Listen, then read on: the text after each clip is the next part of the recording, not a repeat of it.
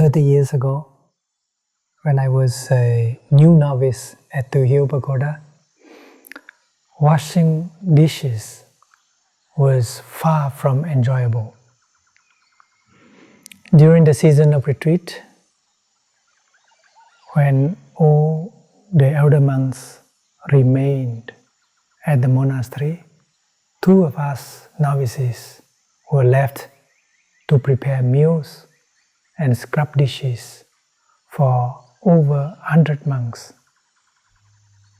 We had no soap. Our only cleaning agents were ashes, rice husks, and coconut shells. Confronted with a towering pile of bowls, the task felt burdensome, especially in winter when the water was icy. We first had to heat a large pot of water before even beginning to scrub. Today we stand in kitchens stocked with liquid detergent, specialized scrub pads, and instant hot water, making dishwashing almost pleasant. It's now easy to rush through the chore, then reward ourselves with a cup of tea. Dishwashers for clothes seem reasonable, but installing one to clean our dishes strikes me as a step too far.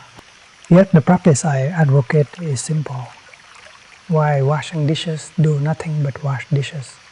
This means being fully aware of the bowl in your hand, following each breath, and observing your thoughts and moments. In that mindfulness, you are grounded in reality, no longer tossed about by distractions, like a bottle drifting on stormy waves.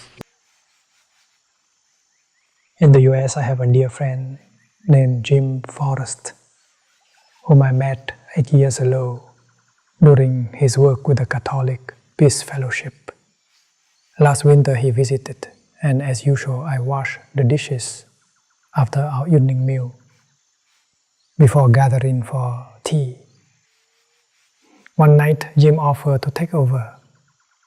I said, "Go ahead, just remember there are 2 ways to wash dishes." He laughed, assuming he knew what I meant. I explained, one way you wash dishes to get them clean. The other, you wash dishes to practice washing dishes. Delighted, Jim chose the second path. From that moment, for an entire week, I handed him responsibility for dish duty. If you wash dishes merely to finish quickly and return to your tea, treating the task as an annoyance, you miss living fully in that moment. You cannot appreciate the miracle of simply standing at the sink. And if you cannot truly wash dishes, we are unlikely to savor our tea either. Our minds already racing toward the future, oblivious to the cup in our hands. I recall a visit to the United States years ago, when Jim and I sat under a tree sharing a tangerine. He immediately began talking about future plans, topping a slice into his mouth, only to have another slice ready before chewing the first. Barely tasting the fruit, he was eating his future instead of the tangerine. I simply said, "You are to eat the piece already in your mouth." Startled, he paused, focused on the slice he was actually chewing, and only then reached for the next. Later, when Jim was imprisoned for his anti-war activities, I sent him a brief letter Do you remember the tangerine we shared? Your presence is like that tangerine. Eat it fully and be one with it. Tomorrow it will be gone.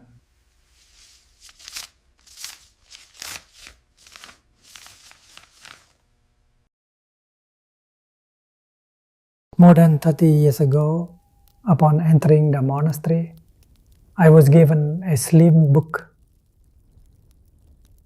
about 40 pages, titled The Essential Discipline for Daily Use, written by the monk Nokte of Bausen Pagoda. The Annas urged me to memorize it. Its pages contain simple phrases designed to awaken mindfulness during everyday tasks. Upon waking, Nokte would think, "Awaken now, may every being realize deep awareness and clear vision." When washing his hands, he would recite, "Washing my hands, may every being possess pure hands to receive reality."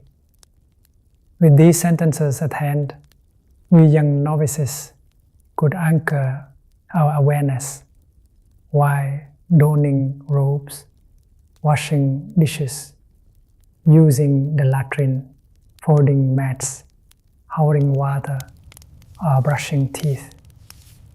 Putting into practice the Sutra of Mindfulness, which instructs, when walking, be conscious of walking. When sitting, be conscious of sitting. When lying down, be conscious of lying down. No matter the posture, remain mindful of the body.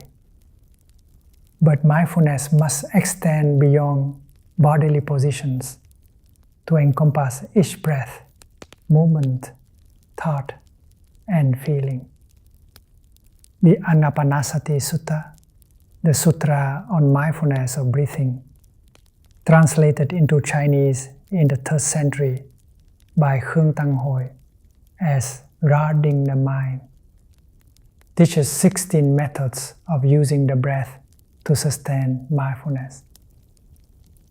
Ultimately, these practices remind us that every moment, however mundane, holds the potential of full awareness, and that our true work is to live each moment completely.